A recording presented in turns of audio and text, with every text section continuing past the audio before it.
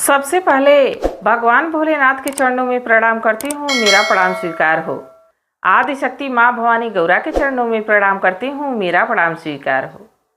सभी देवी देवताओं के चरणों में प्रणाम करती हूँ, मेरा प्रणाम स्वीकार हो। आप सभी गुरु भाई गुरु बहनों के चरणों में प्रणाम करती हूँ, मेरा प्रणाम स्वीकार हो। गुरु भाई गुरु बहनों, आप लोगों के साथ से, आप लोगों के सपोर्ट से महादेव की कथा और शिव शिष्यों तक पहुंचती है। तो आप लोगों से हमेशा मैं यही निवेदन करती हूँ कि आप लोग कथा को ज़्यादा से ज़्यादा शेयर करिए, ताकि महादेव की कथा और शिव शिष्यों तक पहुँच सके। क्योंकि नीलम दीदी और हरिंदर भैया ने जो कार्य करने का बीड़ा उठाया था, उसमें हम लोग उनका सहयोग करें और इस शिव की चर्चा को हम लोग जन जन लोगों तक पहुँचा सकें। तो आप लोग भी शिव की कथा को सभी लोगों तक पहुंचाने की कोशिश करते रहिए, क्योंकि हम लोग एक ही परिवार के हैं और एक ही काम में भी हैं। शिव का हम लोग कार्य कर रहे हैं, हम एक ही गुरु के शिष्य हैं, तो इस नाते हम एक परिवार हुए और एक ही परिवार में रहते हुए अपने गुरु का कार्य ना किया जाए। तो इसलिए आप लोगों से बार बार निवेदन करती हूँ कि कथा को ज़्यादा से ज़्यादा शेयर करिए। अगर जो आप लोग चैनल पे नए आए हैं तो सब्सक्राइब कर लीजिए, ताकि जो भी वीडियो पड़े, जो भी कथा पड़े, वो आप लोगों तक आसानी से पहुंच जाए। कमेंट में भगवान का नाम जरूर लिखिए।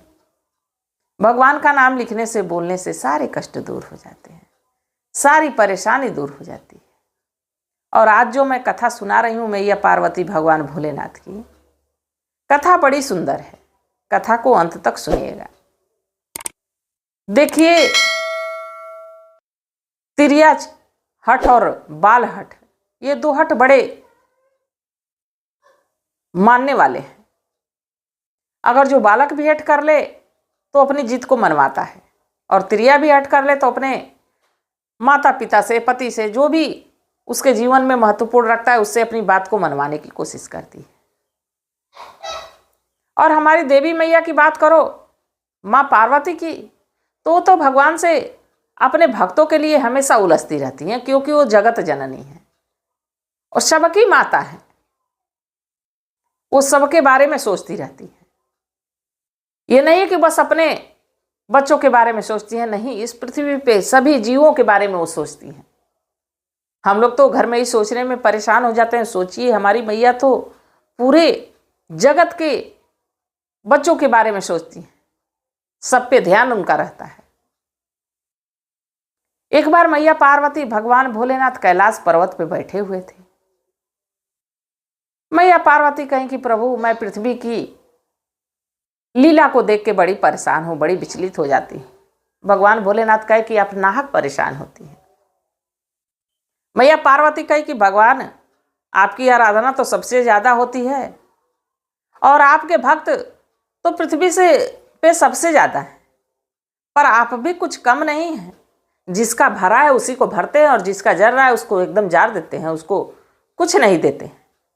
जिसके पास सब कुछ है, धन दौलत, कोठा अटारी, महल, गाड़ी बंगला, सब कुछ उसको ही आप देते हैं, और जिसके पास कुछ नहीं है उसको कुछ नहीं देते हैं, वो भले आपकी आराधना करता रहे।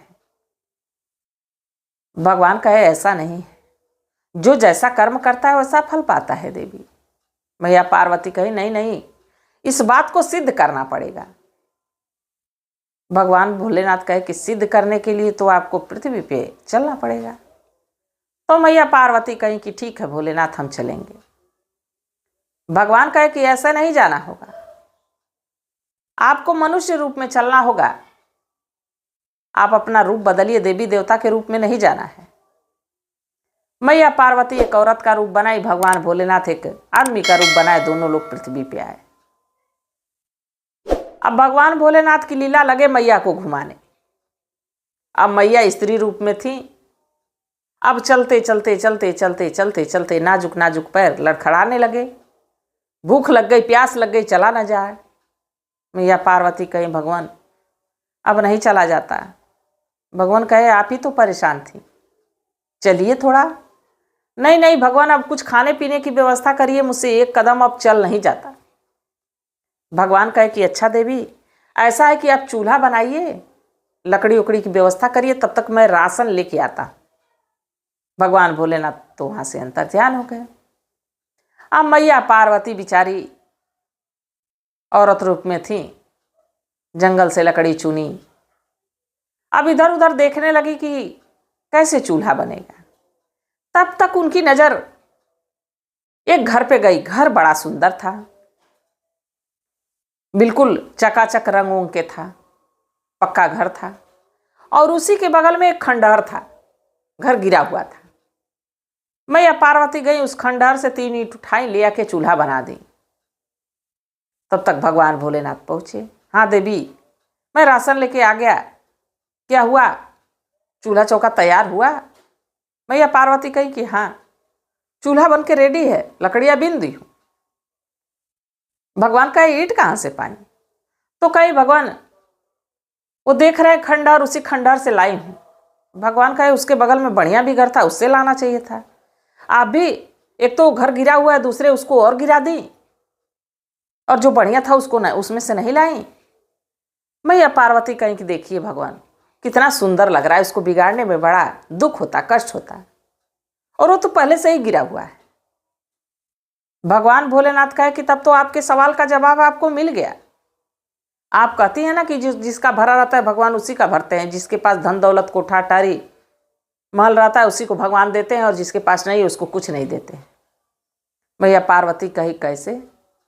कहे जैसे आप खंडहर से ही जाके ईंट निकाल के लेके आई, बढ़िया घर से नहीं निकाली, वैसे ही मैं भी हूं। जो व्यक्ति श्रद्धा से, निष्ठा से बढ़िया अपने आप को रख के भगवान की भक्ति भजन करता है, भगवान की सेवा करता है, तो उसको मैं देता हूं। और जो व्यक्ति एक तो पहले असहाय है, और दूसरा उसमें भी वो भगवान को याद नहीं कर रहा है, वो भगवान को मान नहीं रहा है, उसको विश्वास नहीं है, तो मैं उसको क्या दे के करूंगा? दूंगा भी तो वो लेगा नहीं। मैया पार्वती कहीं कि कैसे? तो कहे कि देवी, जो दुखी इंसान रहता है ना, जो परेशान इंसान रहता है, उसको मैं देता भी हूं तो आशीर्वाद लेने का नाम ही नहीं लेता। मैं जबरदस्ती दूंगा तो भी नहीं लेता है। मैया पार्वती कहीं अच्छा, ऐसी बात है। तब तक मैया का ध्यान दूसरे तरफ गया। देखी कि एक बड़ा ही गरीब लड़का है और वो शिव शिष्य है। मैया पार्वती कहीं ऐसा है, उसको कुछ धन दौलत दे दीजिए, बड़ा ही गरीब है, आपका ही सेवक है, आपका दास है। भगवान भोलेनाथ कहे कि देवी वो लेगा नहीं। मैया पार्वती कहीं कि पहले आप दीजिए, तो आप देते नहीं, कहते हैं लेगा नहीं। भगवान भोलेनाथ कहे कि देवी मान जाओ, नहीं लेगा। मैया पार्वती कहीं मैं आपकी नहीं सुनूंगी, आप उसको दीजिए। भगवान भोलेनाथ कहे कि अच्छा ठीक है। अब वो लड़का सुबह सुबह उठ के भोजन पानी करके और काम पे निकल रहा था, गारे माटी का काम करता था, राजमिस्त्री का काम करता था। निकला, भगवान भोलेनाथ रास्ते में एक पारस पत्थर रख दिए। लड़का आ रहा है, मैया पार्वती भगवान भोलेनाथ दूर से देख रहे हैं उस लीला को।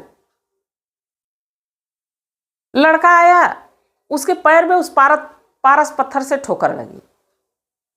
झुका, पत्थर उठाया, उठा के दूसरे तरफ रास्ते में से रख दिया किनारे, और रख के आगे बढ़ गया, चला गया। तभी उसी रास्ते से एक घोड़े पे चढ़ा हुआ राजा का लड़का, राजकुमार, जा रहा था। तब तक उसकी नजर उस पारस पत्थर पे पड़ी। रुक के घोड़ा रोका और पारस पत्थर को उठाया, अपने कुर्ते के पॉकेट में डाला और लेके चल दिया। भगवान भोलेनाथ कहे कि काओ पार्वती, हम कहे थे कि वो नहीं लेगा, आप कहीं दे दो दे दो दे दो, मैंने दिया। अब तो वो राजकुमार के हाथ लग गया, अब जितना चाहे उतना धन उसके पास हो जाएगा। तो हम देना सबको चाहते हैं, लेने का तरीका किसी को पता नहीं है। भगवान देते सबको हैं, ऐसा नहीं कि देते नहीं, देते सबको हैं, पर लेने का तरीका किसी को पता नहीं है। भगवान स्वयं नहीं आते हैं, किसी ना किसी के जरिए मदद जरूर करवाते हैं। भगवान अपने भक्तों से दूर रह ही नहीं सकते। जैसे भक्त भगवान से दूर नहीं रहते, वैसे भगवान भी अपने भक्तों से दूर नहीं रहते। समय समय पे भक्तों के बीच आते भी हैं, बाकी भक्त अपने आवेश में, अपने अहंकार में देख नहीं पाता है कि भगवान हमारे बीच ही हैं। सबके अंदर अहंकार पल रहा है, सबके अंदर पाप पल रहा है, सबके अंदर झूठ पल रहा है। और जब तक हमारी काया कल्प नहीं होगी, जब तक हमारी काया निर्मल नहीं होगी, तब तक भगवान के दर्शन कदापि नहीं होंगे। और हमारे शिव तो ऐसे हैं कि प्रसन्न थोड़ी देर में हो जाते हैं।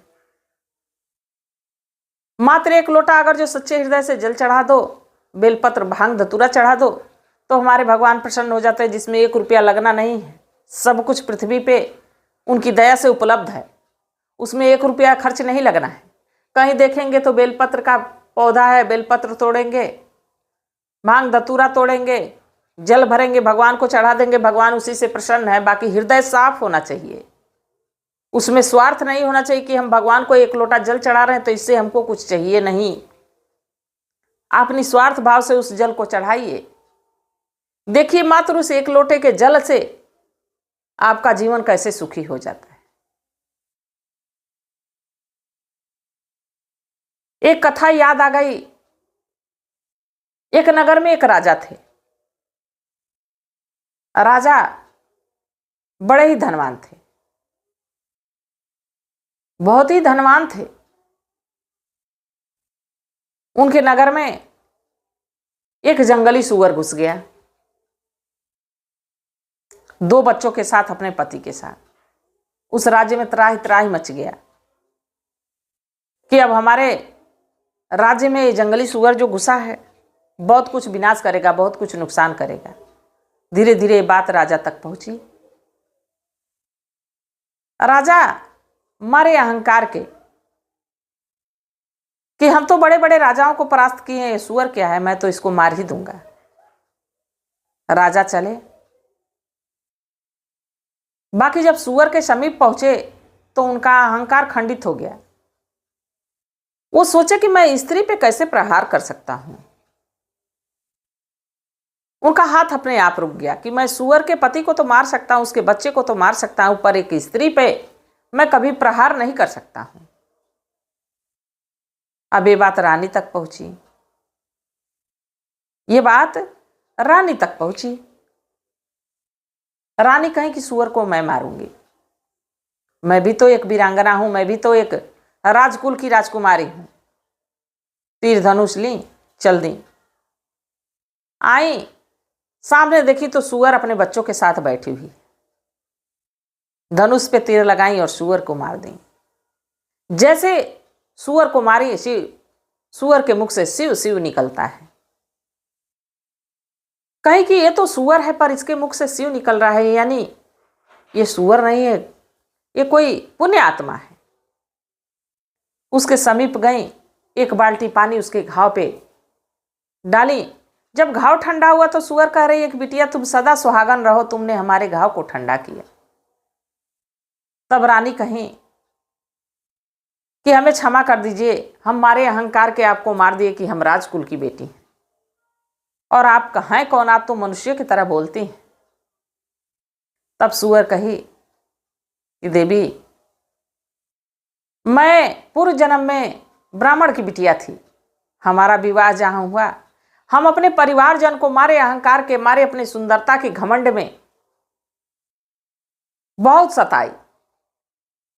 कभी किसी को भोजन बना के नहीं दिया, कभी किसी की सेवा नहीं की, समय हमेशा कटु वचन बोली।